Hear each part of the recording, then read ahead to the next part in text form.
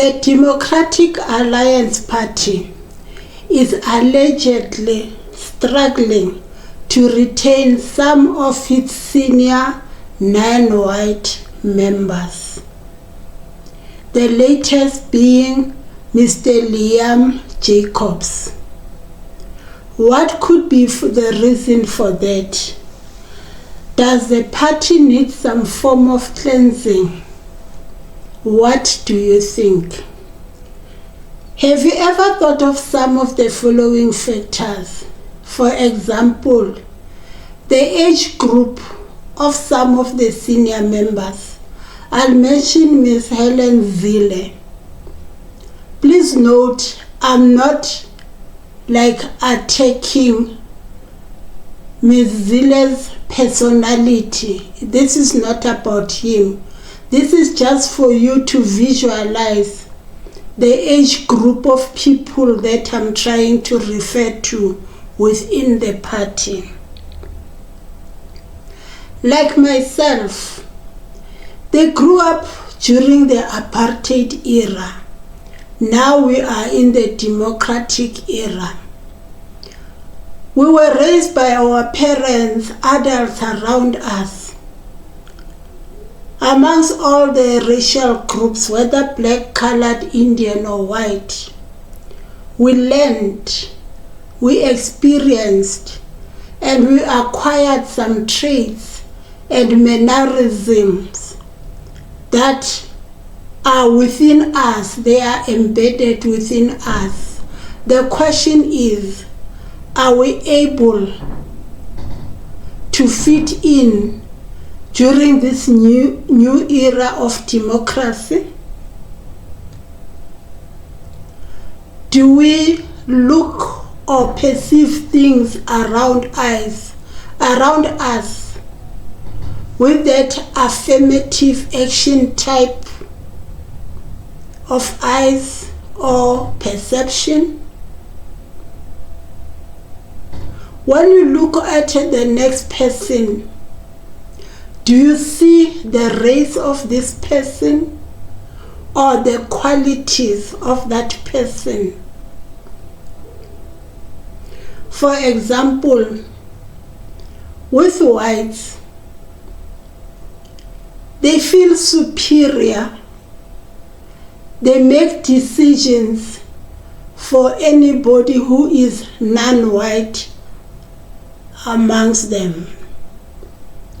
Same with blacks, coloreds and Indians.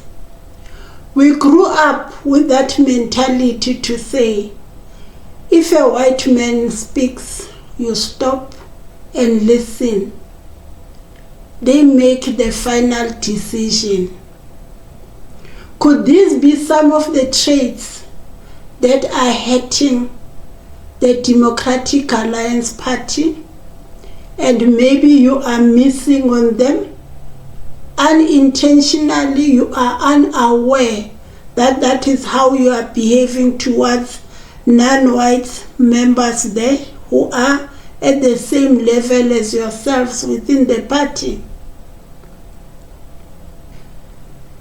You are listening to Peggy Mashamba, who is an elderly citizen who is intrigued about politics post-apartheid. Do we think there'll be a time where we can discuss politics in a positive way? Is that possible? Some people generally say the Democratic Alliance Party is racist. What do I think? I think that is an unfair statement because we are generalizing those who are saying that.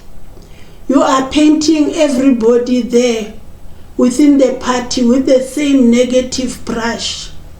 Yes, they may be white, but remember, they are individuals. They see or practice or whatever name you want to do according to how according to their individual personalities. Yes, some of them could be racist, but some, you find that they are definitely not. If you can follow their track record, you find that yes, it is unfair to can say this person is racist.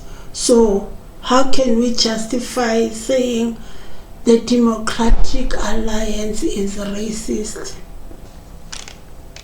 Maybe it is time as well for the party to do an introspection, go on a fact-finding mission amongst themselves, try to understand, to say, those non-whites who have left, what is the real reason? Could some of the members within the party have a challenge to say they feel obligated to help, to protect, to guide a non-white member, to make decisions for them? For example, when you are in a meeting, if a non-white person raises a point, do you ignore it until that same point is raised by a white person? Then you take it into consideration. Have you ever thought that maybe people who are leaving the party is because they are failing to reach that point to say, I belong to this party, a sense of belonging? They are made to feel inferior. They feel we can never be trusted. In a meeting, even if I get a point to raise, it's not worth it because it won't be taken into consideration until the same fact or the same point is repeated by a white person. And maybe somewhere along the way that point loses its meaning because they thought they understood what I wanted to say, only to find that it's not exactly what I wanted to say. There is a saying that some people join the Democratic Alliance in order to build their political career. Another version is that some of the black, colored or Indians who are in that party helps the party to can attract more people of color. How truthful is that? Are you perhaps overlooking the fact that yes, to some extent it could be true, but no, maybe you are undermining the intelligence of those black, colored and Indian people who have decided to be members of the Democratic Alliance? Have you ever thought to say, I may not be a white person, but the values, the constitutions, what the DA is saying, I believe in it, hence I've decided I'm going to be a member of the Democratic Alliance?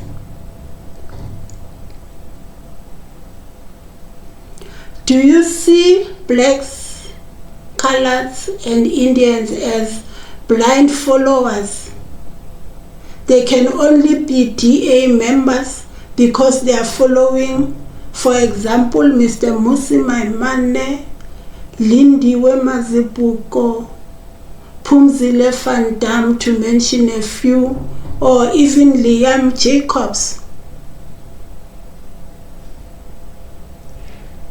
Are non-whites not capable to make individual decisions for themselves Is that what some of the DA members are saying based on these statements? I guess we will never know why people leave the party to go to another party. I think that is a personal choice. That's one. Two, maybe the factors that we spoke about in the beginning, like a sense of belonging. Those are some of the things that have pushed them out of the party because they don't feel respected enough. They don't feel acknowledged. You make them feel inferior. What type of introspection? What can you get out of that? Are you able, as the Democratic Alliance, to can say, yes, I don't struggle with issues like cultural diversity. I don't class people. Those preconceived ideas, those stereotypical facts that I knew, I acquired growing up. I've outgrown them. I've learned to respect a person for who she or he is, without adding the race, without adding the prior knowledge. Am I able to embrace and accept to say, if a mistake is from a black, colored or Indian candidate, it's the same like it's a mistake from a white person? How do you handle such mishaps?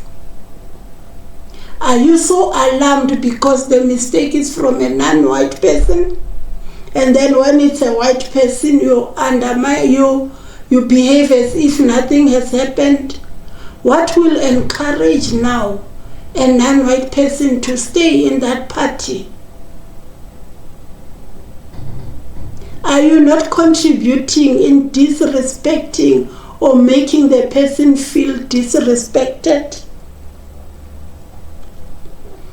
As South Africans, a wish, because we always talk of a rainbow nation, is that this could eventually be true, so that there's no party that is recognized based on the race, to say the people who are running the party, the top senior people, are black, are colored, Indian or white. If we can reach that stage to say we are South Africans, maybe the Democratic Alliance would be classified as a white party. But that's not easy at the same time, because there are a lot of skeletons that are hurdles that are affecting the party. So this is not applying to the Democratic Alliance only. It also applies to all the other political parties. So let us not insult Liam Jacobs and say he left because he is colored. Let's try and understand what are his personal reasons. What hurt him? What attracted him to the other party? Are you able as a DA to can change, if there's a change that has to happen, so that a non-white person, if he or she leaves the party, that person could still say, I vouch for the Democratic Alliance. Yes, I had to leave and go and join another political party. It's for other reasons that are personal, reasons about their constitution, but it hasn't got nothing to do with race. It's got nothing to do with how I was treated. So I do recommend the Democratic Alliance. As people, we move on, but I have nothing negative to say. I left because they were affecting my self-worth. They were affecting how I see myself. Thank you very much for listening, for tuning in. Kindly add in comments. What do you think? Is there something that the Democratic Alliance has to change in order to be able to can retain non-white members who have joined the party? Please subscribe and share this video, and please check the playlist and also view the videos on the playlist. Thank you very much.